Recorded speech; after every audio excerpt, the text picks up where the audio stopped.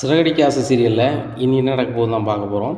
இங்கே 4,00,000 விஷயத்தில் வந்து மனோஜ் முத்துட்ட மாட்டிட்டான் அப்படின்னு சொன்னால் மனோஜை வந்து முத்து விடவே மாட்டான். அதனால் நம்ம தான் ஆக்ஷனில் இறங்கணும் அப்படின்னு சொல்லிட்டு விஜய் வெளுன்னு வெளுக்காங்க. என்ன டேய் எங்கடா பணத்துக்கு என்னடா செஞ்ச, இந்த 4,00,000 எங்கடா போய் வாங்கினேன், எங்கடா போய் கடை வாங்கினேன் அப்படி இப்படிங்கிறாங்க. ஆஹா அம்மா வந்து நான் யார்ட்டையாவது கடை வாங்கின மாதிரி சொல்கிறாங்க அப்படின்னு சொல்லிட்டு ஆமாம்மா நான் வந்து சந்தோஷ் வாங்கினேன் அப்படிங்கிறேன். சந்தோஷம் யார்டா அப்படிங்கிறாங்க. என்கிட்ட பார்க்கில் இருப்பாங்களா அம்மா அவன்கிட்ட தான் வாங்கினேன் அப்படிங்கிறாங்க. உடனே அண்ணாமலை சொல்கிறாங்க சந்தோஷா அப்படின்னுட்டு இருக்காங்க. எப்பா இந்த பார்க்கில் கூட இருந்தான்னு சொல்லிட்டு முத்து வீடியோ எடுத்து கொண்டு வந்தாங்களப்பா அவர் பேர் தான் நினைக்கிறேன் அப்படிங்கிறாங்க. உடனே அவன்ப்பா அவர்கிட்ட தான் வாங்கினேன் வச்சேன் அப்படிங்கிறாங்க. அவனே வந்து வேலைக்கு போகாமல் வைக்காமல் வந்து பார்க்கில் உட்காந்துட்ருக்கான். அவன்கிட்ட எப்படி பணம் இருக்கும் அப்படிங்கிறாங்க. அவன் வீட்டம்மா பெரிய ஆஃபீஸரு, ஏற்கனவே ரொம்ப வசதி படைச்சவன், கல்யாணத்துக்கு முன்னாடி நான் பெரிய வேலை பார்க்கணுன்னு சொல்லிட்டு தான் கல்யாணம் முடிச்சிருக்காரு. ஆனால் இன்றைக்கி வரைக்கும் நான் வேலைக்கு போகிறேன் அப்படின்னு சொல்லி ஏமாற்றிட்டுருக்காரு. அவர் கையில் கொஞ்சம் பணம் உண்டு, அதை வச்சு வட்டி கட்டி கொடுத்துட்ருக்காரு. இந்த சூழ்நிலையில் என்கிட்ட 4,00,000 ஏமாற்றி போலி பணத்தை தந்தோடனே எனக்கு என்ன செய்யனே தெரில. ரோஹிணிகிட்ட சொன்னால் ரொம்ப தப்பாக நினைப்பா. கல்யாணத்துக்கு கூட நான் வரலன்னு சொன்னேன். இந்த சூழ்நிலையில் வந்து கல்யாணத்துக்கு வந்தாலும் பரவாயில்ல, நான் வியாபாரம் பெருசாக பார்க்க போகிறேன் அப்படின்னு சொல்லிட்டு இருந்தார். இப்படி ஏமாந்துட்டாருன்னு சொன்னால் ரோஹிணி வந்து கண்டிப்பாக என்கிட்ட சண்டையை போட்டு நீ விலகி போயிடுவான்னு சொல்லிட்டு தான் நான் வந்து இதை நான் சொல்லலை வைக்கல அப்படின்னு சொல்லிட்டு நடிக்கிறாரு. இந்த சூழ்நிலையில் முத்து சொல்கிறாரு இது இல்லை விட வேறு அது எனக்கு தெரியும் அப்படிங்கிறாங்க. உடனே ரோகிணி சொல்கிறாங்க அவர் ஏமாந்துருக்காரு, அவர் வச்சுருக்காரு, அவர் சொல்லி இது பண்ணிட்டு போகிறாரு, உங்களுக்கு என்ன முத்து அப்படிங்கிறாங்க. அதெல்லாம் எனக்கு ஒன்றும் பிரச்சனை இல்லை, இவன் ஏமாந்த கோழி இன்னும் பண்ணிட்டு போகிறான் முட்டாப்பே, அதை பற்றி ஒன்றும் இல்லை.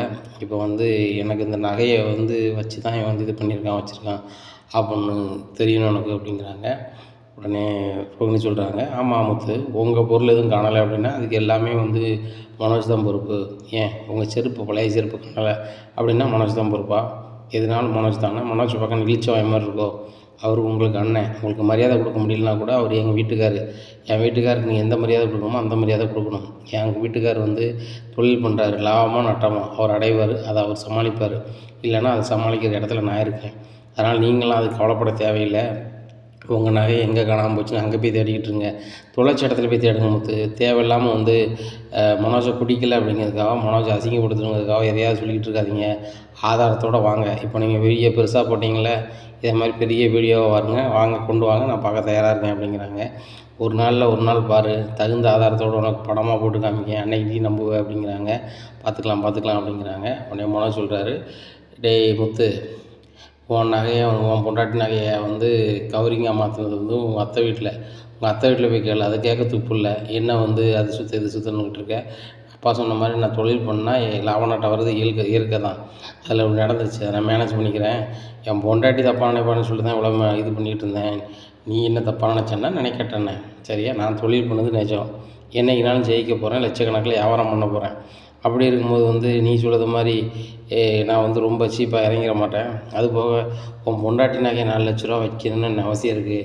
என் ஃப்ரெண்டு ஏகப்பட்ட பேர் இருக்காங்க, யார்கிட்ட கேட்டாலும் பணம் தருவாங்க. ஏன் இதே சந்தோஷம் மாதிரி 1000 சந்தோஷம் எனக்கு தெரியும். எத்தனை லட்சம் ஆனாலும் எனக்கு 1 மணி நேரத்துக்குள்ளே பற்ற முடியும். முன்னாடி நான் வெட்டியாக இருந்தேன், அன்றைக்கி நீ என்ன கிண்டல் என்னாலும் பண்ணேன். இன்றைக்கி நான் பிஸ்னஸ் பண்ணுறா, என்னை நம்பி யாருனாலும் காசு தருவாங்க. சந்தோஷ் சொன்ன 10 நிமிஷத்தில் தான், சரியா? அது மாதிரி பெரிய அளவில் எனக்கு பழக்க வழக்கம் இருக்குது அப்படி இப்படிங்கிறாங்க. மீனாவுக்கு முத்துக்கும் ஒரு மாதிரி ஆயிடுது. அண்ணாமலை ரொம்ப சோகமாக வெளில கிளம்பி போகிறாரு. அப்பா அப்படிங்கிறாங்க, இவன் வந்து ஏதோ பண்ணுறான்னு மட்டும் தெரிஞ்சுட்டு அதை ஆதாரத்தோடு நிறுவி அன்னையோட அவன் இந்த வீட்டில் இருக்க லாஸ்ட்டாக இருக்கும்பா அப்படிங்கிறாங்க. இன்னைக்கு கண்டிப்பாப்பா ஆதாரத்தோடு தான் நம்ம வீட்டுக்கு வருவேன் அப்படின்னு சொல்லிட்டு வீட்டு விட்டு வெளில போகிறாங்க. இன்னும் மீனா ஃபோன் அடிக்கிறாங்க, என்னங்க சாப்பிடாம உங்கள் பாட்டில் போயிட்டீங்க அப்படிங்கிறாங்க. மீனா சாப்பாடு முக்கியம் இல்லை, எனக்கு இந்த இவனை வீணாக போனான்னு நினச்சா தான் ரொம்ப சந்தேகமாக இருக்குது, அவன் தான் நகையை மாற்றிருப்பான் அப்படிங்கிறாங்க. ஏங்க அவர் தான் சொல்லிட்டாரே இந்த சந்தோஷ்ட கடை வாங்கி தான் நான் இது பண்ணணுன்னு சொல்லிட்டு, இதுக்கு மேலே நம்மளால் என்ன செய்ய முடியும் அப்படிங்கிறாங்க. கண்டிப்பாக செய்ய முடியும் மீனா, ஏதாவது ஒன்று அதான் ரெடி பண்ணணும் அப்படி இப்படின்னுட்டு இருக்காங்க. எங்கே ஒன்று செய்வோமா அப்படிங்கிறாங்க. என்ன அப்படிங்கிறாங்க, எங்கள் வீட்டு பக்கத்தில் எதுவும் காங்கலைன்னா ஒரு சாமியார்கிட்ட போவாங்க, அவர் தான் மை போட்டு பார்ப்பார், அவர் எங்கே இருக்கார் இந்த திசையில் இருக்குன்னு பார்த்து சொல்லிடுவாருங்க. அதே மாதிரி நம்ம நகையும் எப்படி மாறிச்சுன்னா அவர் சொல்லிடுவார் அப்படிங்கிறாங்க. மீனா எந்த காலத்தில் நீ இருக்க, நவீன உலகத்தில் இருந்துக்கிட்டு இப்படி பண்ணிகிட்ருக்க அப்படிங்க, அதெல்லாம் வாய்ப்பு இல்லை அப்படிங்கிறாங்க. அப்போ தான் அவருக்கு ஒரு யோசனை வந்து சாமியார்னு சொன்னோன்னே, சாமியார் எங்கேயோ நம்ம இது கேள்விப்பட்டிருக்கோமே அப்படின்னு சொல்லிட்டு யோசிக்கையில், ஓ மனோஜ் வந்து கண்டிப்பாக சாமியார்கிட்ட போய் தான் நான் வந்து தான் வந்து பணக்காரன் ஆகணும்னு சொல்லிட்டு ஐடியா கேட்டான் அப்படிங்கிறாங்க. ஏங்க நீங்களும் சாமியார்கிட்ட போய் ஐடியா கேட்டு பணக்காரங்களாக போகிறீங்களா அப்படிங்கிறாங்க. உடனே மீனாட்ட சொல்கிறாங்க, மீனா அந்த ஒன்றும் மூளை இல்லாதவன் அவனே சாமியார்ட்ட ஐடியா கேட்டு பெரிய ஆள் ஆகிட்டான், நான் அறிவாளியாக மாட்டேனா அப்படிங்கிறாங்க. ஏங்க அவர் முட்டாள்தனமாக கோயில் வாசலில் போய் பிச்சை எடுத்துகிட்டு இருந்தார், நீங்களும் அதை மாதிரி எதுவும் பண்ணிடாதாங்க அப்படிங்கிறாங்க. மீனா அந்த மாதிரி ஓம்புருஷம் பண்ண மாட்டேன், இப்போ ஒரு ஆதாரம் சீக்கிரம் ரெடி பண்ணிட்டு வரேன் அப்படிங்கிறாங்க. ஏங்க ஒழுங்காக வேலையை பாருங்கள், அந்த நகையை பற்றி ஏன் ஃபீல் பண்ணிகிட்டே இருக்கீங்க அப்படிங்கிறாங்க. மீனா ஒன்று நகையை நீ பயன்படுத்தியிருக்கணும், இல்லை நான் பயன்படுத்தியிருக்கணும், இல்லை பாட்டிக்கு நகையாக போட்டு வந்துருக்கணும், இல்லை அப்பாவை பயன்படுத்தியிருக்கணும், இல்லை ரவி கூட வச்சுட்டு போகிறான், பல பொருள் கூட அந்த நகையை வச்சு நம்ம பண்ணிட்டு போகுது. ஆனால் அந்த ஓடுகாலியும் இந்த ஏமாத்துக்காரியும் ரோஹிணியும் இதை வச்சு இவங்க இது பண்ணியிருக்காங்கும் போது என்ன கடுப்பாக தானே ஆகுது அப்படிங்கிறாங்க. ஏங்க நீங்கள் மனோஜ் தானே சந்தேகப்பட்டுக்கிட்டு இருந்தீங்க அப்படிங்கிறாங்க. மனோஜ் தான் பண்ணியிருக்கான், அதுக்கு அந்த பிள்ளை சப்போர்ட்டாக வருதில்ல, நியாயம் எங்கே இருக்கோ அந்த பக்கம் தானே சப்போர்ட் பண்ணணும் அப்படிங்கிறாங்க. ஏங்க நீங்கள் தப்பே பண்ணி தான் நான் உங்கள் சைடு தான் நின்றுருப்பேன் அப்படிங்கிறாங்க. மீனா நீ அப்படியே நின்றுருப்ப, என்னை வந்து பாடாப்படுத்தியிருப்ப, தப்பு எந்த சைடு இருக்கோ அந்த சைடு நீ வரவே மாட்டேன், நீ கரெக்டாக தான் இருப்ப, நான் தப்பு செஞ்சாலும் தப்பு தான் மீனா, நீ செஞ்சாலும் தப்பு தான், யார் செஞ்சாலும் தப்பு தான், அந்த தப்பு என்ன தப்பு செஞ்சுருக்காங்கன்னு சொல்லி நம்ம நிரூபிக்கணும்ல அப்படிங்கிறாங்க. சரி மீனா நீ போ, எனக்கு ஒரு சின்ன வேலை இருக்குது அப்படிங்கிறாங்க. சரிங்க, அந்த நகையை பற்றியே ஃபீல் பண்ணிக்கிட்டு யார் எடுத்தா என்ன செஞ்சா அப்படின்னு சொல்லி யோசனை பண்ணிக்கிட்டே இருக்காதங்க, அந்த உழைப்பை வந்து உங்கள் உழைப்பில் காட்டுங்க. கண்டிப்பாக நம்மளுக்கு கார் ஓட்டினா தான் நம்மளுக்கு வீட்டுக்கு படி, அதுபோக வந்து நம்மளுக்கு வண்டி டியூ இருக்குது, நான் 2 வீலருக்கு டியூ கட்டணும், அதனால் நீங்கள் உழைக்க போங்க அப்படிங்கிறாங்க. சரி மீனா அப்படின்னு சொல்லி போயிடுறாங்க. அங்கே கார் ஸ்டாண்டில் போய் நிற்காங்க. முத்து மண்டையை குடையுது, என்னடா இவ்வளோத்துக்குள்ளே கொண்டு வந்துட்டோம், ஆனால் கடைசியாக வந்து நம்ம நகையை மட்டும் மனசு தான் எடுத்தாலும் ஒரு ஆதாரத்தை கொண்டு வந்துட்டோம்னா போதுமே அப்படி இப்படின்னு நினைக்காரு. அப்போ தான் யோசனை வருது, மீனாட்சி நம்ம சாமியார்கிட்ட அப்படின்னு சொல்லி யோசிக்கும் போது, சாமியார்கிட்ட கூட்டி போனது சந்தோஷம் தானே அவன் சொன்னான் அப்படின்னு சொல்லிட்டு, ரைட்டு சந்தோஷம் எங்கே இருப்பான் அப்படின்னு சொல்லிட்டு யோசிக்கிறாங்க. அவர் பார்க்கில் தானே இருக்காரு அப்படின்னு சொல்லிட்டு நேராக பார்க்குக்கு போகிறாரு. உடனே முத்து வந்தா, என்னாச்சு உனக்கும் அப்படிங்கிறாங்க. என்ன தம்பி உனக்கும் சொல்கிறீங்க, நீங்கள் மனோஜ் தம்பி தானே அப்படிங்கிறாங்க. ஆமாண்ணே, உங்களை தான் பார்க்க வந்தானே அப்படிங்கிறாங்க. என்ன விஷயமா பார்க்க வந்தீங்க அப்படிங்கிறாங்க. இங்கே வந்து மனோஜ் ஃபோன் பண்ணி நான் அவன்கிட்ட தான் 4 லட்சம் வாங்கினேன், என் வீட்டில் கேட்டால் சொல்லிடு அப்படிங்கிறத சொல்லவே இல்லை. ஏன்னா முத்து வந்து சந்தோஷம் பார்க்க வர மாட்டார் அப்படிங்கிற நம்பிக்கையில் அவர் சந்தோஷத்தை எந்த தகவலுமே சொல்லலை. சந்தோஷம் இந்த விஷயம் தெரியாது. இப்படி இருக்கும்போது அண்ணா அப்படிங்கிறாங்க. சொல்லுங்கள் அப்படிங்கிறாங்க. அண்ணா ஒன்றும் இல்லை, எங்கள் அண்ணனுக்கு நீங்கள் பெரிய உதவி செஞ்சுருக்கீங்க அப்படிங்கிறாங்க. நானா? ஆமாம், 20,000 அவனுக்கு கொடுத்துருந்தேன், அந்த 20,000 வந்து அவன் வீட்டம்மா தந்துட்ட வட்டி முதலமா. ஆனால் என்ன உங்கள் அண்ணன் ரொம்ப நாளாக வந்துட்டு அந்த பணத்தையே தராமல் என்னை அலைய விட்டுட்டு கிடந்தான்.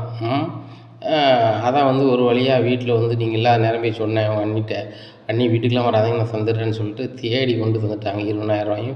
அதுக்கு வட்டியும் 10% வட்டியும் தந்துட்டாங்க. ஒன்றும் பிரச்சனை இல்லை, அது நல்ல பிள்ளை, அது நல்ல வசதியான பிள்ளையாங்களாண்ணே அப்படிங்கிறாங்க. இதையும் நைஸாக செல்ஃபோனில் சட்டை பாக்கெட்டில் செல்லை வச்சு வீடியோ எடுத்துட்டாரு. ஆமாண்ணே ரொம்ப தங்கமான ஆள் அப்படிங்கிறாங்க. உங்களுக்கு வேறு என்ன தம்பி உதவி செய்யணும், உங்கள் அண்ணனுக்கு இது உதவி செஞ்சேன் அதான் பணம் தந்துட்டானே, உதவி சரியாக போச்சு அப்படிங்கிறாங்க. இல்லைண்ணே எனக்கு வேறு ஒரு உதவி செய்யணும் அப்படிங்கிறாங்க. என்ன உதவி செய்யணும்னு சொல்லுங்கள் தம்பி, நீங்கள் மனோஜ் தம்பியாக போயிட்டீங்க, உங்கள் அண்ணன் வேறு பெரிய தொழிலதிபர் ஆகிட்டார், 10 வருஷத்துக்கு உங்கள் அண்ணன்கிட்ட வரணும் போகணும், சொல்லுங்கள் தம்பி அப்படிங்கிறாங்க. இல்லை சார், நீங்கள் வந்துட்டு எங்கள் அண்ணனை வந்து ஒரு சாமியார்கிட்ட கூட்டி போனீங்க, அவன் வந்து கொஞ்ச நாள்லேயே பெரிய பணக்காரன் ஆகிட்டான், என்னையும் அந்த சாமியார்கிட்ட கூப்பிட்டு போய் கொஞ்சம் பணக்காரங்க ஆக்கி கொடுங்களேன் அப்படிங்கிறாங்க.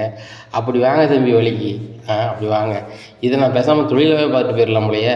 சரி அன்னைக்கும் அண்ணன் சும்மா தான் ஃப்ரெண்ட்லியாக கூட்டி போனேன், ஒன்றை கூட்டி போனால் செலவு கொடுப்பியா அப்படிங்கிறாங்க. அண்ணே மதியம் சாப்பாடு என்னோடய செலவு, அது போக வந்து காரில் ஏசி கார்லேயே உங்களை கூட்டி போயிடுவாங்க அப்படிங்கிறாங்க. இதுவும் சூப்பராக தான் இருக்குது தம்பி, வாங்க முதல்ல ஒரு ஹோட்டலில் போய் சாப்பிடுவோம் அப்படிங்கிறாங்க. ஹோட்டலில் போய் சாப்பிடுதாங்க. சாப்பிட்டுட்டு அண்ணே சாமியாரை போய் பார்ப்போமா அப்படிங்கிறாங்க. தம்பி கொஞ்சம் பொறுங்க தம்பி, ஒரு தம் போட்டுக்கிறேன் அப்படின்னு சொல்லிட்டு தம்மை போடுறாங்க. போட்டுட்டு ஒன்றும் பிரச்சனை இல்லை, சாமியார் வந்து 3 to 4 தான் இருப்பார், கொஞ்சம் வெயிட் பண்ணுவோம் அப்படிங்கிறாங்க. சரிண்ணே அப்படிங்கிறாங்க. கொஞ்சம் நேரம் வெயிட் பண்ணுறாங்க. வெயிட் பண்ணிட்டு சரி சாமியார்கிட்ட என்ன கேட்கணும் அப்படிங்கிறாங்க. இல்லைண்ணே நான் பெரிய ஆளாக வரணும் அப்படிங்கிறாங்க. அப்படியா, சரி அப்படின்னு பேசிகிட்டு இருக்கும்போது, எங்கள் அண்ணனுக்கு நீங்கள் பல வகையில் உதவி இருக்கீங்கன்னு அப்படிங்கிறாங்க.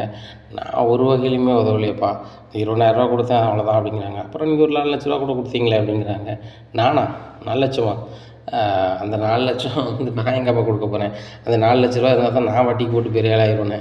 என் வீட்டம்மாவுக்கு தெரியாமல் 2,000 3,000 களவாண்டு நான் அங்கங்கே போட்டு இப்போ கிட்டத்தட்ட ஒரு 30,000 40,000 வட்டிக்கு ஓடிக்கிட்டு இருக்குது. அது அப்பப்போ 1000 2000 செலவு தருவானுங்க.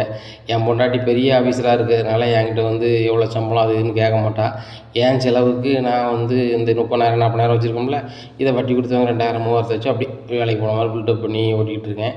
நானும் வேலைக்கு ஒரு தனியாரில் வேலை பார்க்குற மாதிரி மாதிரி ஒரு சிம்பிளாக வேலை பார்க்குற மாதிரி நானும் பில்டப் பண்ணிக்கிட்டு இருக்கேன். இந்த பார்க்கில் தான் வந்து தூங்கிட்டு இருக்கேன். உங்கள் அண்ணனுக்கு கொடுக்க 4 லட்ச ரூபா எனக்கு வழி இருந்துச்சுன்னு வச்சுக்கா, நான் தான் எங்கேயோ போயிருப்பேனே அப்படிங்கிறாங்க. இல்லைண்ணே 4 லட்ச ரூபா நீ தான் தந்தேன்னு சொன்னாப்லையே, பெருமையாக சொன்னாப்லையே அப்படிங்க. பெருமையாக சொன்னாரா? இல்லை நான் 20,000 கொடுத்தோம்ல, அது ரொம்ப நாள் கழிச்சு தான் வாங்கினேன். ரொம்ப நாளாக அவன் வட்டிக்கு தரலை, ஆனால் நான் பண்பாக வாங்கிட்டதுனால வந்து என்ன பெருசாக சொல்லியிருப்பாப்புல. மற்றபடி 4 லட்ச ரூபா கொடுக்குறதுக்கு என்கிட்ட வழி இருந்தால் தான் போதுமா தம்பி, நான் தான் ஒரு ஆஃபீஸ் போட்டு ஃபைனான்ஸ் பண்ண ஆரம்பிச்சிருவேனே, அதுவே பெரிய தொழில்னு சொல்லிட்டு என் வீட்டை மாட்டேங்க அமைச்சிருவேனே. அந்த 4 லட்சம் இல்லாமல் தானே இந்த போராட்டம். உங்கள்கிட்ட 4 லட்ச ரூபா இருக்கா தம்பி, நான் வேணா உங்களுக்கு உள் வட்டி தரேன் அப்படிங்கிறாங்க. இல்லைண்ணே அது இல்லாமல் தானே சாமியார் பார்க்க நிற்கேன் அப்படிங்கிறாங்க. அதுவும் சரி தான், சாமியாரை பார்க்க போகிறதுக்கு உங்கள் அண்ணன் 300 ரூபாட்ட செலவு பண்ணான். எங்கே அவன் பண்ணான்? அதுமாரி நான் தான் பண்ணேன். அதை கூட அவன் தரலை. சரி போனால் போய்ட்டு போன்னு தான் பண்ணேன். ஆனால் தம்பி நீ சாப்பாடெலாம் இது வந்து ரொம்ப நல்ல பையனாக இருக்க. ஆனால் மனோஜ் ஒன்று மாதிரி இல்லை. அவன் வந்து படிச்சிருக்கானே தவிர்த்து வேறு ஒன்றும் கிடையாது. அதுபோக வந்து வேலைக்கு போகணும் அவன் பொண்டாட்டி ஆரம்பத்தில் சொல்லையில் வேறு வழியே இல்லாமல் ஹோட்டலில் போய் சப்ளையர் வேலைக்கெல்லாம் போயிட்டான் அப்படிங்கிறாங்க. அப்படியாண்ணே எந்த ஹோட்டல்ண்ணே அப்படி இப்படின்னு சொல்லிட்டு கேட்குறாங்க. அதான் தெரியும் தம்பி, இங்கேருந்து கொஞ்சம் தூரத்தில் போகணுன்னே ஒரு நரகாசுரன் ஹோட்டல்னு ஒன்று இருக்கும். அந்த ஹோட்டலில் தான் வேலை பார்த்தான். அந்த ஹோட்டலில் முதல்ல பெரிய மேனேஜர் ஆயிருந்த மாதிரி பில்டப் பண்ணி போயிருக்கான் போலுக்கு. அங்கே கிடைக்கல, அந்த வேலை பார்த்தான். நானும் இந்த வட்டி பணம் தரல அப்படிங்கிறதுனால அதை சாப்பிட்டு கழிச்சேன். டபார்னு வேலையை விட்டு நின்றுட்டான். பிறகு தான் வீட்டில் வந்து கேட்டோன்னே ரோஹிணி அந்த பணத்தை தந்துட்டாங்க, ஒன்றும் பிரச்சனை இல்லை. ஆனால் நீ சொல்லுற மாதிரி 4 லட்ச ரூபா கொடுக்க கண்ணாண்ட எங்கள் வழி இருக்குது. ஏன்னா இப்போ சமீபத்தில் தான் கொடுத்து ஹெல்ப் பண்ணாங்க வச்சாங்கன்னு பெருமையாக பேசிகிட்டு இருந்தார் வீட்டில் அப்படிங்கிறாங்க. பெருமையாக தான் சொல்லுதான் தம்பி, அந்த 20,000 தான் கொடுத்தேன், அது வந்து ரோஹிணி பிள்ளை வந்துட்டு அப்படிங்கிறாங்க. அப்படியாண்ணே சரி தம்பி, நம்ம சாமியார் வர நேரம் ஆகிட்டு வாங்க போவோம், லைனில் நிற்போம் அப்படிங்கிறாங்க. அண்ணே இவ்வளோ கூட்டம் இருக்குது அப்படிங்கிறாங்க. ஆமாண்ணே இன்றைக்கி அதிகமாக கூட்டமாக இருக்குது அப்படிங்கிறாங்க. சரிண்ணே அண்ணே நாளைக்கு போய் பார்ப்போண்ணே அப்படிங்கிறாங்க. தம்பி திருநீர்லாம் பூசிட்டீங்க, நான் லைனில் நிற்போம், இவ்வளோ கூட்டம் இருக்குதுன்னு சொல்லிட்டு இப்போ இது பண்ணுறீங்க அப்படிங்கிறாங்க. இல்லைண்ணே நம்ம சீக்கிரம் பணக்காரனா வேணால் முதல்ல போனால் சூப்பர் ஐடியா சொல்லுவார், நம்ம கடைசியாக போகும்போது கடைசி ஐடியாவை சொல்லிடக்கூடாது அப்படிங்கிறாங்க. அதுவும் சரி தான், நானும் வந்து நாளைக்கு குளிச்சுட்டு வந்தோம்னா நல்ல மாதிரி ஐடியா கட்டலாம். இன்றைக்கி மேலே கை காலை தான் கழிட்டு வந்தேன். சரி நாளைக்கு வாங்க, நம்ம 2 பேரும் போய் யோசனை ஐடியா கேட்டுருவோம் சாமிகிட்ட. நானும் சாமியாரை பார்க்க வேண்டியிருக்கு. தம்பி கையில் மட்டும் ஒரு 100 ரூபாய் வச்சுக்காங்க, சாமிக்கு தச்சனை கொடுக்க மாதிரி அப்படிங்கிறாங்க. அது 200 ரூபாய் கொடுத்துருவோம்ண்ணே உங்களுக்கு சேர்த்து அப்படிங்கிறாங்க. சூப்பர் தம்பி. இப்போ நீங்கள் காரில் எதுக்கு கொண்டு பார்க்கில் விடுவீங்களா, இல்லை நம்ம எங்கே இப்போ எங்கே கொண்டு விடுவீங்க அப்படிங்கிறாங்க. தலைவர் உங்களுக்கு எத்தனை மணிக்கு வேலை முடியும் அப்படிங்கிறாங்க. நான் ஒரு 4 மணிக்கு வேலை முடிஞ்ச மாதிரி பில்டப்பாக வீட்டை பார்த்து போவேன், நேரத்தோடு வந்துட்டோமா அப்படி இப்படின்னு சொல்லிட்டு அப்படிங்கிறாங்க. ஒன்றும் இல்லைண்ணே வாங்க, நீங்கள் எனக்கு பெரிய உதவி செஞ்சுருக்கீங்க, நான் உங்களுக்கு உதவி செய்யக்கூடாதா அப்படின்னு சொல்லிட்டு அவர் பேசினது எல்லாமே வீடியோ ரெக்கார்ட் ஆகிடுது. கொடுத்துட்டேன். உடனே காஃபி வாங்கி கொண்டு கொடுத்துட்டு அண்ணே கொஞ்சம் ஏசிக்குள்ள உட்காருங்க அப்படின்னு சொல்லிட்டு சரி உட்காருதான் அப்படின்னு சொன்னோன்னே நேராக வீட்டமாக கொண்டிருக்கிறாங்க. வீட்டமாக கொண்டு ஜிமினா அந்த மாதிரி இந்த மனோஜ் வந்து என்னெல்லாம் தில்லாலங்கடி பண்ணாலும் மீதி ஆதாரத்தை எடுத்துட்டேன் அப்படிங்கிறாங்க. என்னங்க சொல்கிறீங்க அப்படிங்கிறாங்க. நீ தான் மெயினாக குழு கொடுத்த அப்படிங்கிறாங்க. நான் கொடுத்தேனா அப்படிங்கிறாங்க. ஆமாம் நீ தான் சொன்ன ஒரு சாமியார்கிட்ட போய் மை போட்டு பார்ப்போமான்னு. அவன் இந்த சாமியாரை வச்சு தானே வந்து பணக்காரன் அவனு சொல்லி பிளான் பண்ணான். அதனால் வந்து அதே சாமியாரை வச்சு ஆதாரத்தை தட்டிடுறான் அப்படிங்கிறாங்க. புரியலைங்க அப்படிங்கிறாங்க. மீனா என்ன செஞ்சோம்னா ஒன்றும் இல்லை, இந்த மாதிரி அவன் ஃப்ரெண்டு ஒருத்தன் கடன் கொடுத்தான்னு சொன்னோம்ல, அவனை கரெக்டாக தூக்குனேன். அவன் வாயிலே போட்டு வாங்கினேன், அவன் எல்லாத்தையுமே சொல்லிவிட்டான், அதை ரெக்கார்டும் எடுத்துட்டேன். சரியா, அவன் தானே சொன்னான் என் ஃப்ரெண்டு தான் வந்து சந்தோஷ் தான் வந்து பணம் கொடுத்தாரு வச்சாருன்னு சொல்லிட்டு. சந்தோஷ்ட்டு அப்படி ஒரு பணமே இல்லையா. அதுவாக அவரோட வீட்டம்மா வேலை பார்க்காங்களாம். இவர்கிட்ட மொத்த பணமே 40,000 ரூபா தானா. இந்த 40,000 வச்சு தான் வட்டி விட்டு அப்பப்போ 1000 2000 ஓட்டிகிட்டு இருக்காரு. வீட்டம்மா பெரிய ஆஃபீஸராக இருக்கிறதுனால இவர் சம்பளத்தை கேட்க மாட்டாங்களாம். ஆனால் வீட்டம்மாட்டே பணம் கேட்காம ரொட்டேஷன் பண்ணிகிட்டு இருக்கிறதுக்காக தான் அந்த சின்னதாக வந்து 40,000 வட்டி கொடுத்துருக்காராம். இது போக மனோஜுக்கே முன்னாடி 20,000 வட்டி கொடுத்துருக்காரு. இவன் வந்து வேலைக்கு போன மாதிரி பில்டப் பண்ணி பார்க்கில் படுத்து கிடந்தானே, அந்த சம்பளம் கொண்டு கொடுத்துருக்கான். அதை ரோஹிணி தான் கொடுத்து செட்டில் பண்ணியிருக்கா. இவ்வளவு தில்லாலங்கடி வேலையும் 2 பேரும் பார்த்துருக்காங்க. இதன் மூலமாக வந்து ரோஹிணியும் வந்து இதில் சிக்கிறா அப்படிங்கிறாங்க. சரிங்க எப்போ வருவீங்க, எனக்கே ரொம்ப ஆர்வமாக இருக்குது அப்படிங்கிறாங்க. மீனா இதை எப்போ நான் சொல்லணும்னு எனக்கு ரொம்ப ஆர்வமாக இருக்குது. அந்த உண்மையெல்லாம் சொன்னால் தங்கம் நம்ம காரில் தான் உட்காந்து ஏசியில் என்ஜாய் பண்ணிகிட்டு இருக்கு, அதை மட்டும் அவங்க வீட்டு முன்னாடி இறக்கி விட்டு வரேன். ஆத்திர வருஷத்துக்கு வீடு தெரிஞ்சால் ரொம்ப நல்லாவா இருக்கும்ல அப்படிங்கிறாங்க. அதுவும் சரி தாங்க, பார்த்து விட்டுவாங்க அப்படிங்கிறாங்க.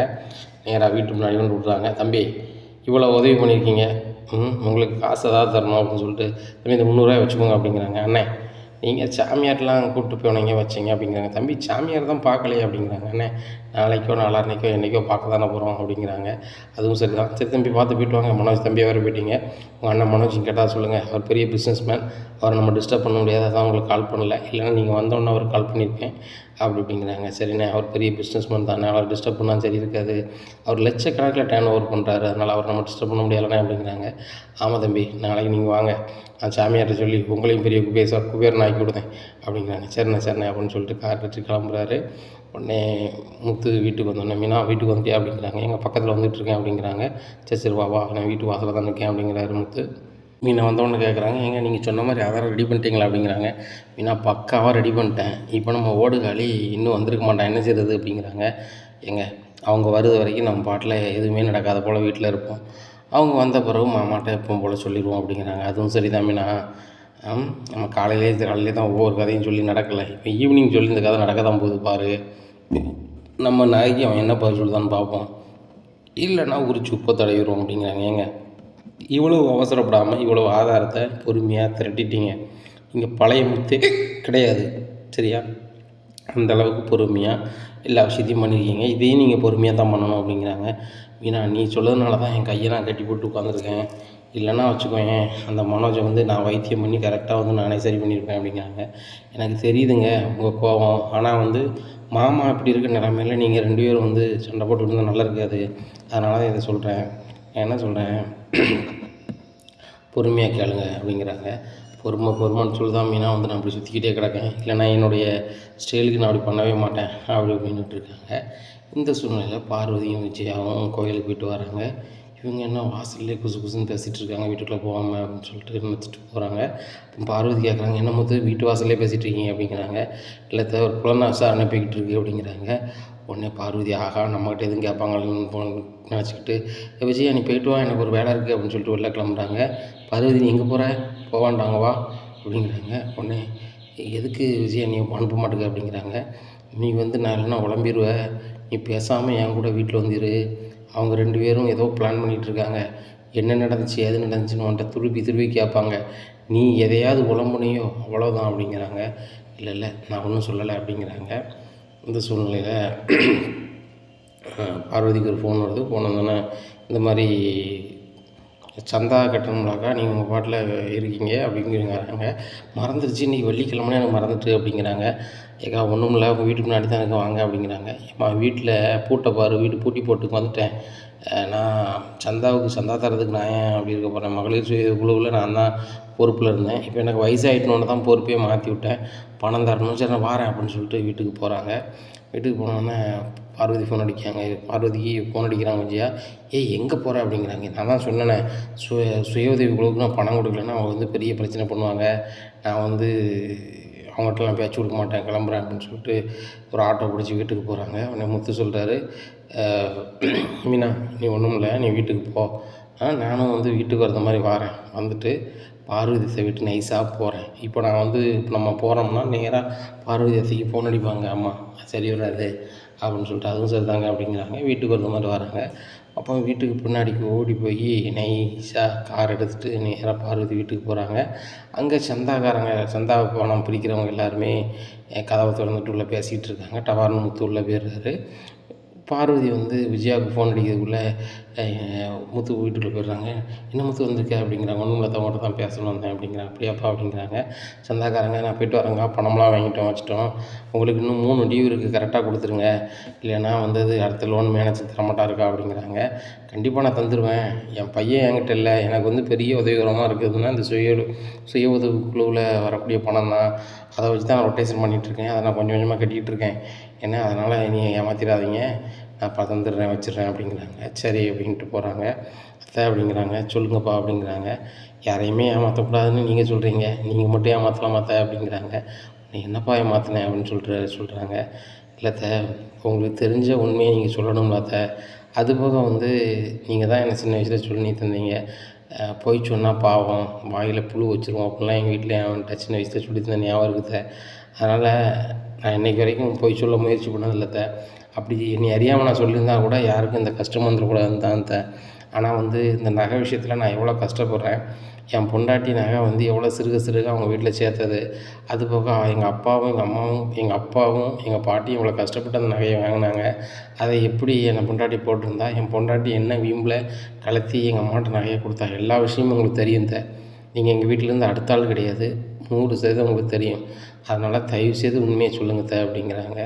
முத்து, நான் என்னத்தை முத்து சொல்ல, 2 சைட்லேயும் நான் நின்றுக்கிட்டு அப்படி முழிச்சிட்ருக்கேன் முத்து அப்படிங்கிறாங்க. உடனே இல்லை, எனக்கு எப்படியாவது உண்மையை சொல்லணும் அப்படிங்கிறாங்க.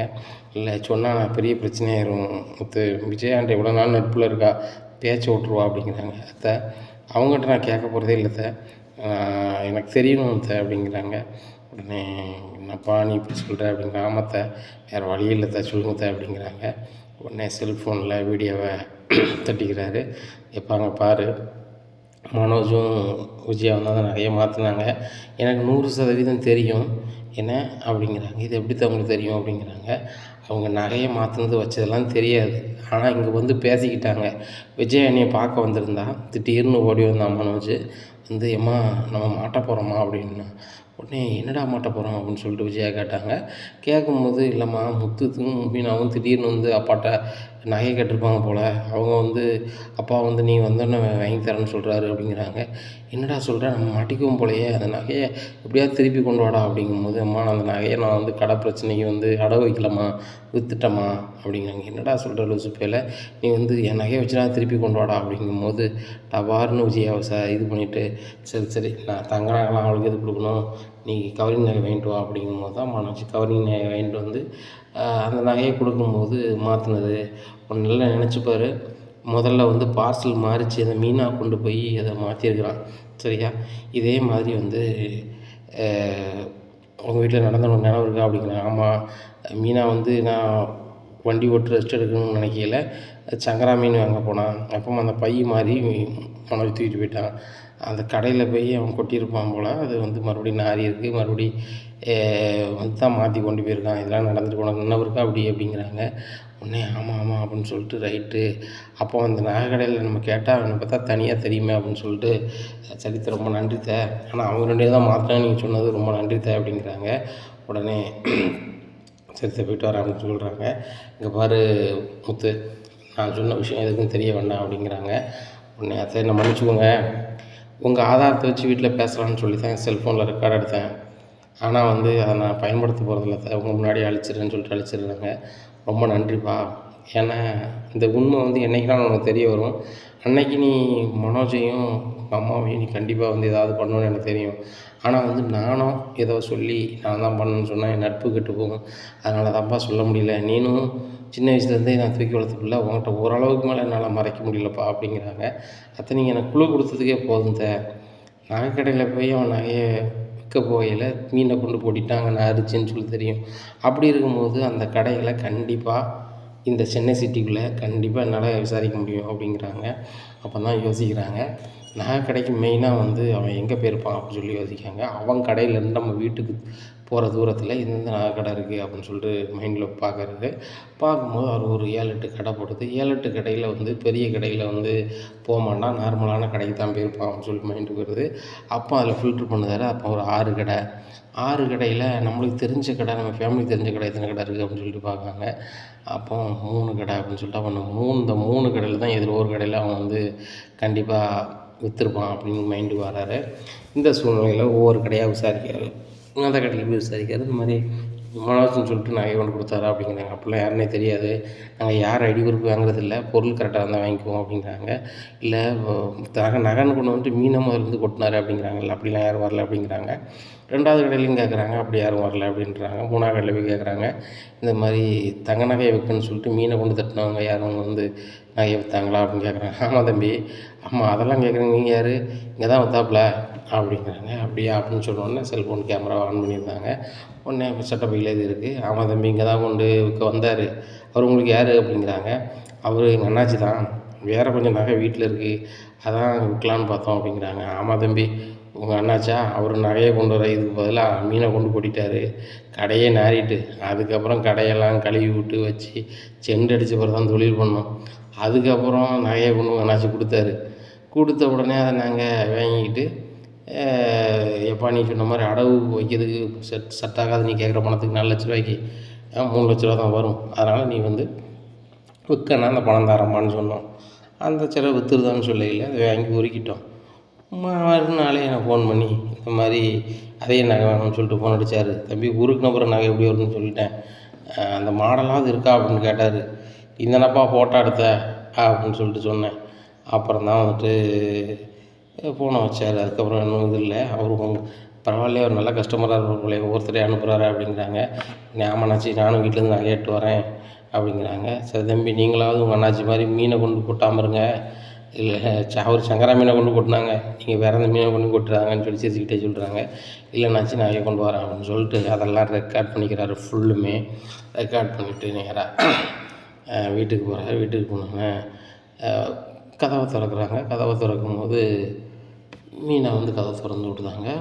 முத்து வெளியே இருந்து வர்றாரு. இதை பார்த்தோன்னா விஜயா ஆடி போகிறாங்க. என்னடா வீட்டுக்குள்ளே தானே இருந்தான்னு நினச்சிக்கிட்டு இருந்தோம், எப்படி வெளியே போனான் அப்படின்னு சொல்லிட்டு, ஏண்டி பின்னாடி எதுவும் வழியை திறந்து வச்சுருக்கியா அப்படிங்கிறாங்க. அத்தை எனக்கு என்ன தெரியும் அப்படிங்கிறாங்க. ஓ பின்னாடி கதவை நீங்கள் தான் பயன்படுத்துகிறீங்களா, அதான் நம்ம பயன்படுத்துகிறதே இல்லையே, அதை எதுக்கு திறக்கீங்க வைக்கிங்க அப்படிங்கிறாங்க. உடனே முக்கியமான ஆதாரம் திரட்டினா வெளியே போக வேண்டியிருக்கலாம் அப்படிங்கிறாரு முத்து. உடனே விஜயா முடிக்கிறாங்க. என்ன ஆதாரத்தை திரட்டினான்னு தெரியலையே அப்படின்னு சொல்லிட்டு நினச்சிட்டு இருக்காங்க. உடனே ரூமில் போய் ரெஸ்ட் எடுக்காரு. சும்மா எதுவும் வாயில் வரதை பேசியிருப்பான் அப்படி தான் தெரியுது, ஆனால் வாய் மட்டும் பெருசாக கண்டுபிடிச்ச மாதிரி நினைச்சி பேசுகிறான் அப்படின்னு சொல்லிட்டு விஜயா பெருமூச்சு விட்டுட்டு போய் தூங்குறாங்க. இந்த சூழ்நிலை அண்ணாமலை வந்துடுறாங்க. வந்தோடனே எப்பா என்ன அப்படின்ட்டு கேட்குறாங்க. முத்து நேரத்தில் வந்துட்டேன் அப்படிங்கிறாங்க.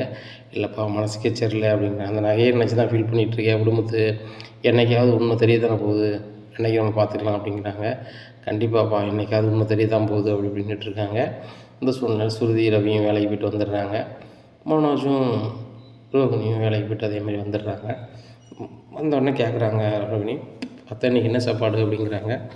உடனே தெரிலம்மா போய் பார்த்தா தான் தெரியும்னு சொல்லி சமையல் கட்டு போகிறாங்க. எல்லாமே சமைக்காமல் இருக்குது.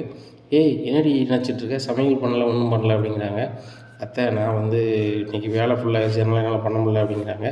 நீ வீட்டுக்கு வந்து எவ்வளோ நேரம் ஆச்சு, இன்னும் பண்ணல வைக்கலன்னு சொல்லிட்டுருக்க அப்படிங்கிறாங்க. அத்தை இதெல்லாம் நீங்கள் வக்கனையாக பேசுகிறீங்க, வீட்டில் வச்சு நகை எப்படி அத்தை கவரிங்காக மாறும் அப்படிங்கிறாங்க. அதை போய் உங்கள் அம்மாட்ட கேளு, அம்மா தான் மாற்றிருப்பா, அவன் தம்பி திருட்டு போய் தானே, அன்னைக்கு சொன்ன மாதிரி தான் திருட்டு போய் தானே, திருடிட்டு கூட போயிருப்பான், அதனால் அவன்கிட்ட போய் கேளு, அப்படின்னா தான் விட தெரியும், ஏன்ட்ட கேட்டாத விட தெரியாது அப்படிங்கிறாங்க. உடனே முத்து சொல்கிறாரு, அம்மாக்கிட்ட கேட்காத மீனா, தெரியாது, 2 பேரை கூப்பிட்டு கேளு தெரியும் அப்படிங்கிறாங்க. யார் 2 பேருங்க அப்படின்னு சொல்லிட்டு மீனா கேட்குறாங்க. எப்பா அப்படின்னு சொல்லிட்டு சொல்கிறாரு. எல்லாரையுமே வர சொல்லுங்கப்பா அப்படிங்கிறாங்க. எல்லோரும் வாங்க அப்படிங்கிறாங்க. முத்து முழக்கம் போல் கதவை போய் அடைக்கிறாரு. எப்பா இவனுக்கு வேறு வேலையே இல்லை, எதுக்கு எடுத்தாலும் கதவை அடைச்சிக்கிட்டு எதையாவது ஒரு படத்தை காமிச்சிட்டு கிடப்பான், எனக்கு டயர்டாக இருப்பா போய் தூங்க போகிறேன் அப்படிங்கிறாங்க. மனோஜ் டே படமே ஒன்று வச்சு தானடா உட்கார்றா அப்படிங்கிறாங்க. ஆக்டரே நீனே பார்க்கலாம் அப்படிங்கிறாங்க. மனோஜ் முழிக்கிறாரு. வேறு என்ன படத்தை காமிக்க போகிறான்னு தெரியலையே, ஒருவேளை சந்தோஷத்தை வந்து உண்மையை போகிறான் கறந்துட்டு போனோம் அப்படின்னு சொல்லிட்டு நினைக்காங்க. சந்தோஷத்தை கறந்தாலும் தரலான்னு சொன்னால் கூட நான் இந்த சந்தோஷத்தில் வேறு சந்தோஷம் சொல்லிக்கலாம், பார்த்துக்கலாம் அப்படின்னு சொல்லிட்டு மனசுக்கு நினைக்காரு. இந்த சூழ்நிலை இப்போ எனக்கு பாத்ரூம் போயிட்டு வரேன்னு சொல்லிட்டு நேராக சந்தோஷத்துக்கு ஃபோன் அடிக்காரு.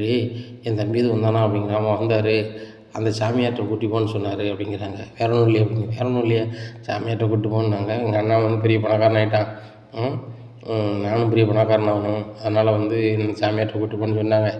சாமியார் செம கூட்டம், அதனால் நாளைக்கு வரன்ட்ருக்காரு, என்ன அவனை கூப்பிட்டு போகணுமா அப்படிங்கிறாங்க.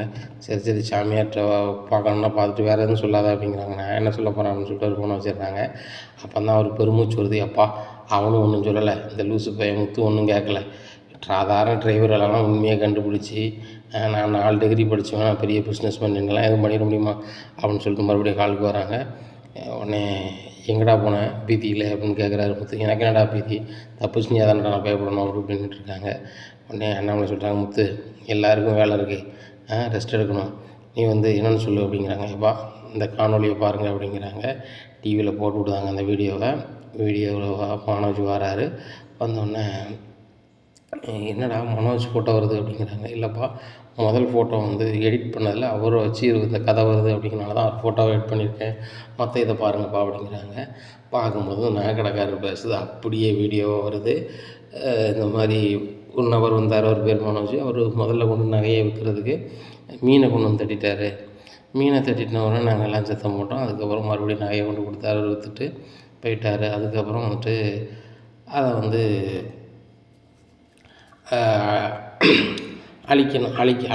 அழிச்சிட்டோன்னு சொல்லும்போது எங்களுக்கு அதே நகை வேணும் வைக்கணும்னு சொன்னார். அதே மாடல் தான் நீங்கள் ஃபோட்டோ எடுத்தீங்களே, வேறு என்ன கவரிங் வாங்கி யூஸ் பண்ணிக்காங்கன்னு சும்மையாவது சொன்னேன். அதனால் அவர் வந்து இதுக்கப்புறம் வரல. உங்களை கஸ்டமராக அனுப்பியிருக்காங்களோ அப்படின்னு சொல்லிட்டு பேசுகிறாங்க. எப்பா இதை இந்த நகை கடைக்காரனை செட் பண்ணி இது பண்ணியிருக்கான்பா அப்படிங்கிறாங்க. அப்படியா, சரி ரைட்டு, அப்போ இந்த வீடியோ பாருங்கள் அப்படின்னு சொல்லிட்டு இந்த வீடியோ போடுதாங்க. இதில் சந்தோஷம் பார்த்தோன்னா ஆட்டோமேட்டிக்காக அரண்டுறாரு. சந்தோஷம் நம்ம இப்போ தான் கேட்டோம், ஒன்றுமே சொல்லணும்னா இப்போ சந்தோஷம் என்ன பேசுகிறான் அப்படின்னு சொல்லிட்டு பார்க்குறாங்க. சந்தோஷம்னு சொல்கிறாரு, இந்த மாதிரி என்கிட்ட வெறும் 40,000 தான் இருக்குது, 4,00,000 நான் அண்ணனுக்கு கொடுக்குற அளவுக்கு பணம் எதுவுமே என்கிட்ட கிடையாது. அப்படி நான் கொடுத்துருந்தேன் அப்படின்னு சொன்னால் நான் அதே பெரிய தொழிலாகி பெரிய அளவில் ஜெயிச்சிருப்பேன். நான் எதுக்கு வேலை செய்யாத நான் எதுக்கு இப்படி தலைமறைவாக வந்து பார்க்கும் பீச்சும் சுற்றிட்டு கிடக்கேன் அப்படிங்கிறாரு. இதை கேட்டோன்னா அண்ணாமலைக்கு சரியான ஷாக்காகுது. இதுன்னு போய் தான் சொல்ல போறியா அப்படிங்கிறாங்க. இல்லைப்பா அது வந்து அப்படிங்கிறாங்க. அது வந்தா அந்த பணம் எப்படில வந்துச்சு அப்படின்னு சொல்லி நம்மளை கேட்குறாரு. எப்போ அதுதான் நகைக்கடைக்காரர் சொல்லிட்டார்ல அப்படிங்கிறாங்க. அதான் இப்போவும் ஏதாவது போய் வச்சுருப்பானே, விஜயா நீ வழக்கம் போல கேளேன் எட்டடா வாங்கினேன்னு சொல்லிட்டு அப்படிங்கிறாங்க. விஜயாவும் திருதுன்னு முடிக்காங்க. எப்போ இவங்க 2 பேரும் தான் சேர்ந்து வந்து இது பண்ணியிருக்காங்க, என்ன அதை வந்து பார்வதி என்கிட்ட சொல்லிட்டாங்க அப்படிங்கிறாங்க. பார்வதி சொல்லிட்டாங்களா அப்படிங்கிறாங்க. இப்போ அன்றைக்கே நான் போட்டு வாங்கினேன், அவங்களே உள்ளது சொல்லிட்டாங்க. மனோஜுக்கும் அம்மாவுக்கும் இந்த விஷயம் தெரியும்னு சொல்லிட்டாங்க. அதனால் வந்து உண்மையிலே இவங்க தான் செஞ்சுருக்காங்க. மனோஜ் வந்து என் கடுப்பில் நான் ஏதாவது செஞ்சேன் அப்படின்னு சொன்னால் கண்டிப்பாக வந்து அந்த திருடின கையை நான் ஒடிச்சு விட்ருவோம்பா. ஆனால் வந்து மீனாவுக்கும் உங்களுக்காகவும் கட்டுப்பட்டுட்டு அப்படி இருக்கேன். என்னோடய பொறுமைக்கும் ஒரு எல்லைக்கும் ஒரு அளவு உண்டுப்பா. அதனால் என்ன செய்யலாம் நீங்களே சொல்லுங்கப்பா. நீங்கள் தான் ஒரு நீதிபதி. நீங்கள் தான் சொன்னீங்க யார் எடுத்தான்னு தெரியாது, ஒன்று விட்டு எதுவும் பேசாடா வைக்காடான்னு சொன்னீங்க. அவன் வந்து இந்த அவன் கடையில் என்னெல்லாம் தில்லாலங்கடி வேலை பார்க்குறான், வீட்டில் என்னெல்லாம் தில்லாலங்கடி வேலை பார்க்குறான், வெளியில் என்ன பார்க்குறான், எல்லாத்துக்குமே ஆதாரத்தை நான் 3 வகையாக கொண்டு கொடுத்துட்டோம்பா. இதுக்கு மேலே என்ன நடவடிக்கை நீங்கள் எடுக்கணும்னு சொல்லுவீங்களாப்பா, அதை நடவடிக்கை எடுப்போம்பா அப்படிங்கிறாங்க. நம்மளை சொல்கிறாங்க, முத்துங்க பாரு, பல வகையில் நான் அவனை வந்து ஏதாவது கொடுத்து போய் நான் ரொம்ப பாதிக்கப்பட்டிருக்கேன். என்னால் ஒன்றுமே செய்ய முடியல. இப்படி இருக்கும்போது நான் சொன்னாலும் அவன் கேட்குற மாதிரி இல்லை.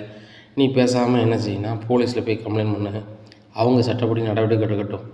அப்படி நடவடிக்கை எடுக்கும்போது பெற்ற தாப்பனா நான் அவனுக்கு எந்த வகையிலும் சப்போர்ட் பண்ண மாட்டேன், மனுதாரராக உனக்கு தான் சப்போர்ட் பண்ணுவேன் அப்படிங்கிறாங்க. சூப்பர்ப்பா திருடின கையை ஒடிச்சு விடலான்னு தான் பார்த்தேன், அதை விட இது சூப்பராக இருக்குப்பா. போலீஸில் கம்ப்ளைண்ட் பண்ணுறேன். ஏன்னா வயசான காலத்தில் அம்மா பேரை ஒன்றே எடுத்து விட்ருவோம், ஆனால் அந்த அக்யூஸ்ட் வந்து A1 ரிமாண்ட் பண்ண சொல்கிறேன்பா அப்படின்னு சொல்லிட்டு வீட்டை கதவை திறந்து வெளில கிளம்புறாங்க. முத்துன்னு ஓடுறாரு. உடனே முத்து நல்லா இருப்படா, அவன் காலெலாம் வந்து விட, தயவுசெய்து நீ ஸ்டேஷனுக்கு போயிடாடா அப்படின்னு சொல்லிட்டு விழுறாங்க. ஏலே உனக்கு கதை ஆகணும்னா யார் காலன்னு எனக்கு தெரியும், என்ன இப்போ நீ காலில் விழுந்தாலும் ஒன்றும் நடக்க போகிறது கிடையாது. இப்போ நீ நாய்க்கு என்ன போய் சொல்லுத, சரியா, 24 மணி நேரத்தில் நகை வந்துச்சு அப்படின்னு சொன்னால் நீ உள்ளே இல்லை அப்படின்னா நீ வந்து இந்த வீட்டில் உள்ள பையனாக நினைக்க மாட்டேன். அப்பாவே உன்னை வீட்டை விட்டு நீ வெளில போன்னு சொல்ல போகிறாரு கொஞ்ச நேரத்தில். அதனால் நீ போகிறதுக்கு முன்னாடி நகையை தந்துட்டு போ அப்படிங்கிறாங்க. இதை கேட்டால் முன்ன சொல்கிறேன், நான் எப்படினாலும் நீ தந்துடுறேன் அப்படிங்கிறாங்க. உடனே ரோகிணிகிட்ட போகிறாங்க. ரோகிணி நான் மன்னிச்சுக்கா, எப்படியாவது ஒரு 4,00,000 வாங்கி கொடு ரோகிணி, இல்லைனா அவன் ஸ்டேஷனில் போய் கம்ப்ளைண்ட் பண்ணிடுவான் அப்படிங்கிறாங்க. மனோஜ் நீ உள்ளே போனால் போ, எனக்கு அசிங்கமாக இருக்குது. இந்த மனோஜ் வந்து முத்துக்கிட்ட தோற்று இந்த மீனாக்கிட்ட தோற்று நீ அசிங்கப்படுத்துவான்னு நினச்சி கூட பார்க்கல. நீ வேணா ஜெயிலுக்கு போனால் எனக்கு பெயில் எடுத்துக்கிறேன் அப்படிங்கிறாங்க. ரோகிணி என் பிஸ்னஸ் என்ன ஆகும் நினச்சி பாரு, நம்ம என்னெல்லாம் பண்ணியிருக்கோம், அப்பா பணத்தை வச்சு தான் நம்ம வந்து இப்படி பண்ணியிருக்கோம் அப்படி இப்படின்னு நைஸாக பேசுகிறாங்க. ரோகிணி சொல்கிறாங்க, மனோஜ் இதையும் உழம்பி தொலைச்சிடாதீங்க, கண்டிப்பாக போலீஸ் விசாரிச்சு நீங்கள் உழைச்சிடுவீங்க, இங்கே என்கிட்ட இப்படி சொல்கிறீங்க, முத்துக்கு மட்டும் இது காது கேட்டுச்சோ அவ்வளோதான், நான் 4,00,000 அப்படியே பரட்டிடுறேன் அப்படிங்கிறாங்க. எப்படி ரோகிணி பரட்டுவேன் அப்படிங்கிறாங்க. உன் கடை அக்ரிமெண்ட் இருக்குல்ல அதை கொண்டா, எனக்கு தெரிஞ்சவங்கள்ட்ட நான் பணம் வாங்கிட்டு வரேன் அப்படின்னு சொல்லிட்டு மனோஜ் அக்ரிமெண்ட்டை வச்சு நேராக இங்கே போகிறாரு சிட்டிக்கிட்ட. சிட்டி எனக்கு ஒரு 4,00,000 வேணும் அப்படிங்கிறாங்க. ரோகிணி தப்பாக நினச்சிக்காதீங்க, உங்களுக்கு நான் பல வகையில் ஹெல்ப் பண்ணிட்டேன், இந்த வகையில் மட்டும் என்னால் ஒன்றும் செய்ய முடியாது, 4,00,000 பணம் உடனே வேணும்னா எப்படி கிடைக்கும் அப்படிங்கிறாங்க. இல்லை எங்கள் வீட்டில் ஒரு பெரிய பிரச்சனை, முத்து மீனா பெரிய பிரச்சனை பண்ணுறாங்க, அவங்கள வந்து நான் வந்து அடக்கி உடைக்கணும்னா கண்டிப்பாக எனக்கு இந்த 4,00,000 அவசியம் அப்படிங்கிறாங்க. அப்படியா, அந்த முத்து மீனாவை அசிங்கப்படுத்தினா எவ்வளோ நான் தர தயாராக இருக்கேன், அந்த அக்ரிமெண்ட்டை கொண்டாங்க அப்படின்னு சொல்லிட்டு வாங்கிட்டு 4,00,000 கொடுத்தாங்க. நேராக ரோகிணி போகிறாங்க. முத்து ரொம்ப ஓவராக பேசாதீங்க, நாங்கள் 1/2 மணி நேரத்தில் உங்கள் பணம் வச்சு பிடிங்க அப்படிங்கிறாங்க. இதை பார்த்து விஜயா கை தட்டுறாங்க. பார்த்தியாடா உன் பொண்டாட்டி நகைலாம் தம்மா துண்டு நகை, ரோகிணிக்கு அது ஒரு பெரிய மேட்ரே கிடையாது, 1/2 மணி நேரத்தில் அவன் மருமக வந்து 4,00,000 கொண்டு வந்துட்டா, இன்னும் 40,00,000 நாள் என் மருமக புரட்ட தயாராக இருப்பா அப்படிங்கிறாங்க. 40 லட்ச ரூபான்னு புரட்ட தயாராக இருப்பான். ஆனால் உங்கள் பையன் வந்து திருட்டு பயலாக தான் இருப்பான். இப்படியே திருடிட்டு அலைவான். பொண்டாட்டி திருடுறதுக்கு போகிறான். இப்படி செட்டில்மெண்ட் கொடுத்துட்டே இருப்பாளோ. எனக்கு என் பணம் வந்துருச்சு, இல்லைன்னா நான் ஏன் சேர்ந்து போகாமல் இருக்க போகிறேன். நான் கொடுத்த டயத்தில் பணம் வந்துருச்சு. ரைட் மீனாவா நகை கடைக்கு போவோம் அப்படிங்கிறாங்க. உடனே சொல்கிறாங்க, எங்கள் அதெல்லாம் வேண்டாம், நகைலாம் எனக்கு வேண்டாங்க, பாட்டிக்கு எதுக்கு ஏதாவது வாங்கி போட்டுருங்க அப்படிங்கிறாங்க. உடனே அண்ணாமலை சொல்கிறாங்க, எங்கள் அம்மா இது எதிர்பார்க்க மாட்டாங்க மீனா, இந்த பணம் வந்து முத்து உழைச்ச மாதிரி தான், அதனால் உனக்கு பிடிச்ச மாதிரி ஏதாவது வாங்கி போட்டுக்கோமா அப்படிங்கிறாங்க. உடனே 2 பேருமே காரில் கிளம்பி போய் மீனாவுக்கு நகை எடுக்கிறாங்க. உடனே முத்தை பார்த்துட்டு மீனா சொல்கிறாங்க, ஏங்க இவ்வளவு சூப்பராக விசாரிச்சிருக்கீங்களேங்க ஒரு போலீஸ் அதிகாரி மாதிரி அப்படிங்கிறாங்க. நீங்களும் படிச்சிருந்தீங்கன்னா பெரிய போலீஸ் அதிகாரியாக இருப்பீங்க அப்படிங்கிறாங்க. ஏன்னா எனக்கும் ரொம்ப நாள் ஆசையாக இருந்துச்சு நான் போலீஸ் ஆகணும் வைக்கணும்னு சொல்லிட்டு. ஆனால் எங்கள் அம்மாவும் மனோஜ் பண்ண தப்புக்காக வந்து நான் என்றைக்கு ஜெயிலுக்கு போகணும் அன்றைக்கி என் வாழ்க்கை வந்து இருண்ட காலமாயிட்டு அப்படிங்கிறாங்க. அன்றைக்கி என்ன தாங்க நடந்துச்சு, அதுதான் நடந்துச்சு அப்படிங்கிறாங்க.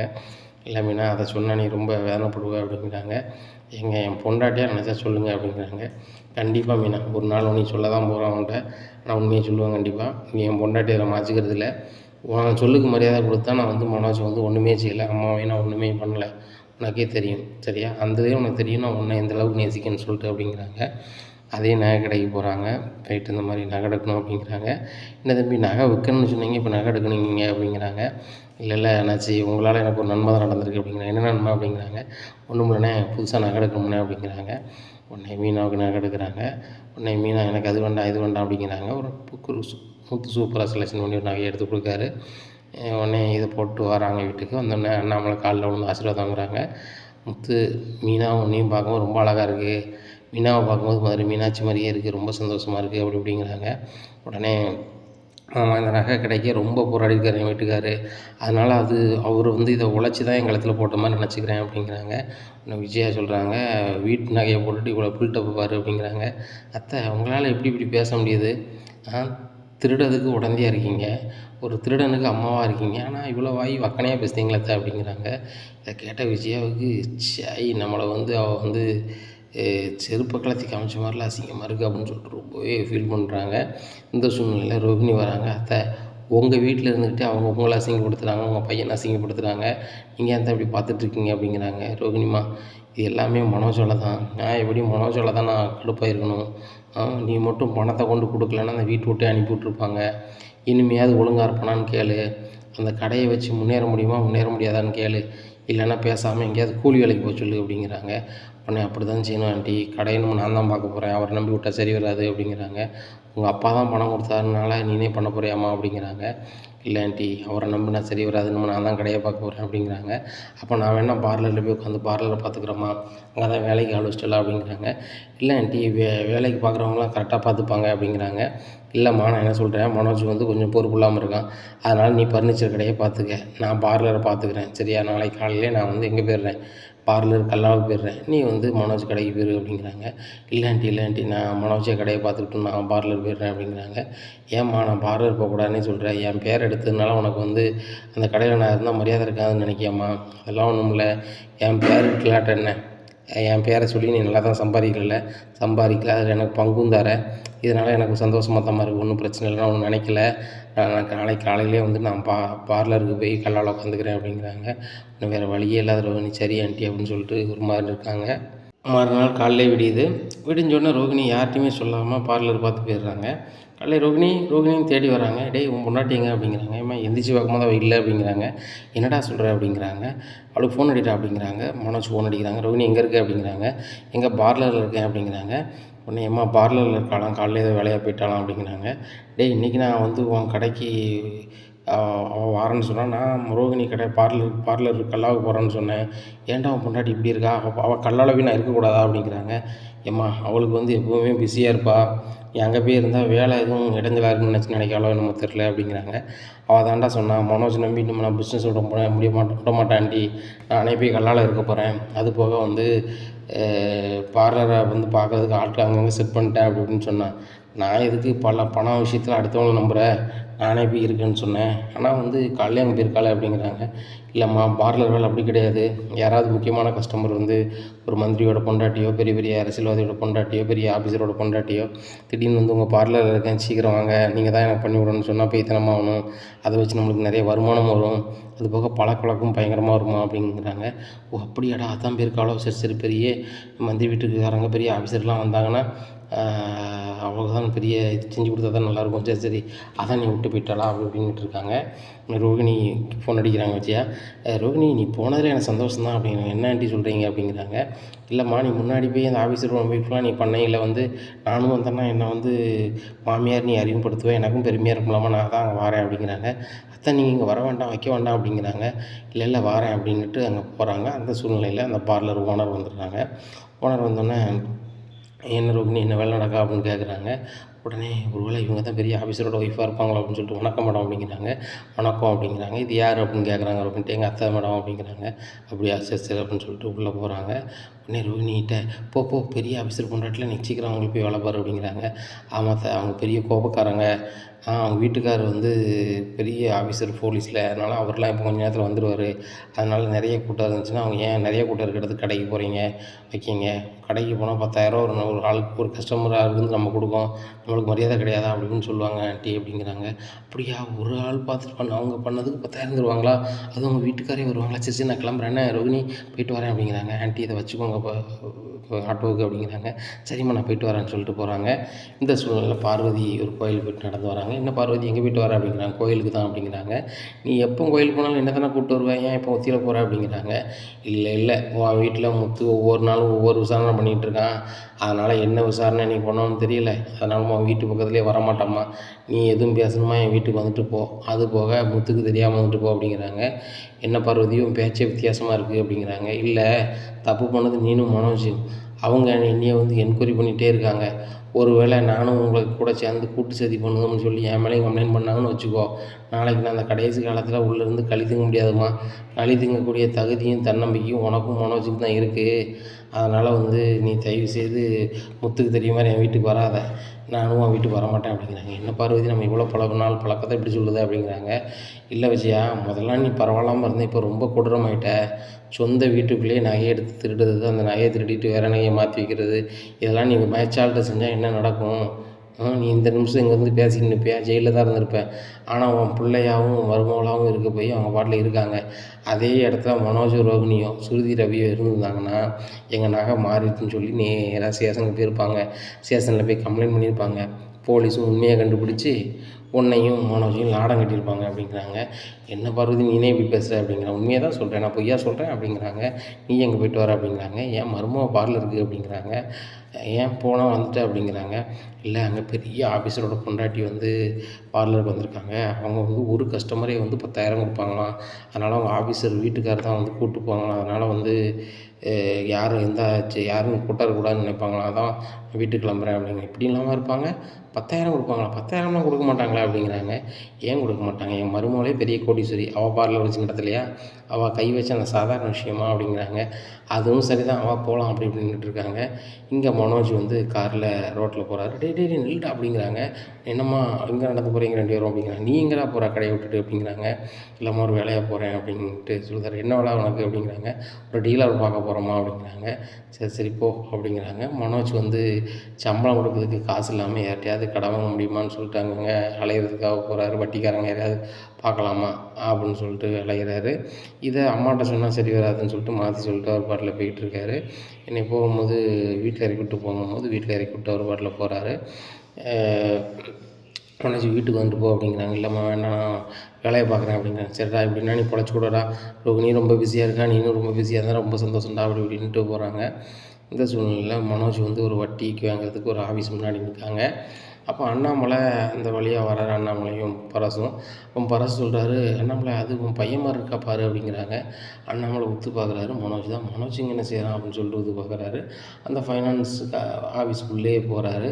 இதை பார்த்தோன்னே அண்ணாமலைக்கு ரொம்பவே கஷ்டமாகுது. யார்கிட்ட போய் அவன்கிட்ட போய் ஃபைனான்ஸ் வாங்கினா ரொம்ப சங்கடம்ல, ஏற்கனவே விஜயா ஃபைனான்ஸ் வாங்கிட்டு ரொம்ப சங்கடப்பட்டாலே, அவர் ஆஃபீஸுக்குள்ளேயே போகிறானே அப்படின்னு சொல்லிட்டு பின்னாடியே அண்ணாமலை போகிறாங்க. அப்போ மனோஜ் பேசுகிறாரு, சாருங்க பாருங்கள், நான் புதுசாக ஃபர்னிச்சர் கடை வச்சுருக்கேன், ஃபர்னிச்சர் கடை வந்து கிட்டத்தட்ட 2,00,000 இப்போ 2,00,00,000 மதிப்புடைய கடை. அது வந்து நான் அக்ரிமெண்ட் நடத்திட்டு இருக்கேன். எனக்கு ஒரு நாளைக்கு வருமானம் மட்டுமே ரூ. 50,000 1,00,000 வரும். எனக்கு அவசர கதையா எனக்கு ஒரு ரூ. 5,00,000 தேவைப்படுது.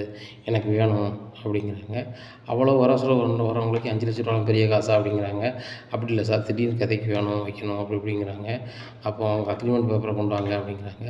அக்ரிமெண்ட் பேப்பரா அது தொலைஞ்சிருச்சு அப்படிங்கிறாங்க. அக்ரிமெண்ட் பேப்பர்லாம் ஒன்றும் செய்ய முடியாது. அக்ரிமெண்ட் பேப்பரை கொண்டு வாங்க, 10 நிமிஷத்தில் காசு வாங்கிட்டு போங்க அப்படிங்கிறாங்க. அப்படியா சார் அப்படின்னு சொல்லிட்டு மனோஜ் நினைக்கிற மனசுக்குள்ள அந்த அக்ரிமெண்ட் பேப்பர் மாதிரியே நம்ம ஒரு டூப்ளிகேட் ரெடி பண்ணி வேண்டியதான். ரெடி பண்ணி கொண்டு கொடுத்தோம்னா பணத்தை தர போகிறோம், பணத்தை கொடுத்துட்டு நம்ம சம்பளத்தை போட போகிறோம் அப்படின்னு சொல்லிட்டு வெளில வர்றாரு. இங்கே அண்ணாமலை இருக்கிறாரு. அண்ணாமலையை பார்த்தோன்னே மனோஜ் ரொம்ப ஷாக் ஆகிடுறாரு. இங்கே கிட்ட வந்தேன் அப்படிங்கிறாங்க. அப்பா இவர் வந்து பொருள் நிறைய எடுக்குன்னு சொன்னார், அதான் பேச வந்தேன் அப்படிங்கிறாங்க. உடனே வாயிலேருந்து வரதெல்லாம் பொய் தானா, நீ பேசுறதெல்லாம் நானும் பரசும் கேட்டோம். நீ 5,00,000 கடன் கேட்டேன், அவர் டாக்குமெண்ட்டை கொண்டு வந்தார். உன் டாக்குமெண்ட்டை வாங்கிட்டு போய் தான் அந்த ரோகிணி பிள்ளை யார்கிட்டயோ கடன் வாங்கி கொண்டு முத்து நகை பிரச்சனையை முடிச்சிருக்கான். இப்போ நீ வந்து டாக்குமெண்ட்டை கொண்டு வராங்க, அப்போ இதுக்கு நீ போர்சரி டாக்குமெண்ட் வாங்கி கொண்டு இங்கே கொண்டு கொடுத்து நீ வந்து பணம் வாங்கணும்னு நினைக்க, அந்த பணத்தை வச்சு நீ என்ன செய்ய போகிற அப்படிங்கிறாங்க. மனோஜ் ஒன்றும் சொல்ல முடியாமல் திருன்னு முடிக்காங்க. அக்கா சம்பளம் போடுறதுக்கு தான் அந்த பணம் வாங்குறோன்னு சொன்னால் ஒரு மாதிரி ஆயிருமேன்னு சொல்லிட்டு, இப்போ இல்லைப்பா பிஸ்னஸ் விஷயமாக கொஞ்சம் டெவலப் பண்ணது தேவைப்படுதுப்பா அப்படிங்கிறாங்க. உடனே அண்ணாமலை சொல்கிறாங்க, நீ பிஸ்னஸ் பண்ணி எத்தனை வருஷம் ஆச்சு? 10 வருஷம் ஆச்சா? இப்போ தானே ஆரம்பித்த, அதுக்குள்ளே உனக்கு டெவலப்புக்கு வந்து கடை வாங்குறதுக்கு ஒரு ஆஃபீஸ் தேடி வந்திருக்கியா? இவரை பற்றி உனக்கு தெரியுமே, பணம் தரலைன்னா ரூம்புக்குள்ளேயே வச்சுக்கிடுவார். அம்மா வச்சது உனக்கு ஞாபகம் இல்லையா? இவர்கிட்ட வந்து ரூல்ஸ்லாம் பேசினேன், இப்போ எப்படி பேசிகிட்டு இருக்க? ஒன்றும் அவர் தெரியலையா அப்படிங்கிறாங்க. மறந்துட்டார் நினைக்கிறேன்ப்பா, அதனால தான் கேட்டிருக்கேன். நீங்கள் வீட்டில் தயவுசெய்து சொல்லிடாதங்கப்பா, குறிப்பாக முத்துட்டையும் மீனாட்டையும் சொல்லிடாதங்க அப்படிங்கிறாங்க. என்னப்பா உனக்கு சின்ன பையன் மாதிரி தெரியுதா? வட்டிக்கெலாம் வாங்கி நீ தொழில் பண்ண வேண்டாம், உன் தொழிலில் உனக்கு என்ன பிரச்சனை அப்படிங்கிறது உள்ளதை சொல்லு அப்படிங்கிறாங்க. அப்பா அப்படிங்க என்ன சொல்லு அப்படிங்கிறாங்க. இல்லைப்பா சம்பளம் போடணும்ப்பா, 3 மாதமாக சம்பளம் கொடுக்கல அவங்களுக்கு. சம்பளத்தை கொடுக்கல அப்படின்னு சொன்னால் அவங்க வந்து கடைக்கு முன்னாடியே போராட்டம் நடத்துவாங்கிறாங்க. ஒரு சிலவங்க கன்சூமர் கோர்ட்டு போவாங்க, ஒரு சிலவங்க வந்து நான் வந்து ஸ்டேஷனுக்கு போவாங்க. என்னால் வந்து ஜீரணிக்க முடியலப்பா, ஒருத்தன் போலீஸ் ஸ்டேஷனுக்கு போவோம்மா, ஒருத்தன் கோர்ட்டுக்கு போமா, நான் எத்தனை இடத்துக்கு அலைவேன் அப்படிங்கிறாங்க. உடனே சொல்கிறாங்க, ஏ மனோஜ், உங்கள் மாமனார்ட்ட 30,00,000 வாங்கி நீ பிஸ்னஸ் பண்ணவன், எப்படி நீ பண்ணியிருக்கணும்? ஜேன்னு வந்திருக்கணும். அந்த கடை ஏற்கனவே 30 வருஷமாக அந்த இடத்துல இருந்திருக்கு. நீ 31வது வருஷத்தை தான் நடத்துத. அப்போ நீ பழைய கஸ்டமர்லாம் கவர் பண்ணியிருக்கணும். பழைய ஆட்களை பூரா நீ வேலைக்கு வேண்டான்னு அனுப்பிவிட்டது மிகப்பெரிய தவறு. இது அண்ணாமலை சொல்லி ரொம்ப ஃபீல் பண்ணான். நான் ஒரு தகப்பன் சாணத்தை சொல்லுதேன், பழைய பணியாளரை நீ அனுப்புனது மிகப்பெரிய தவறு.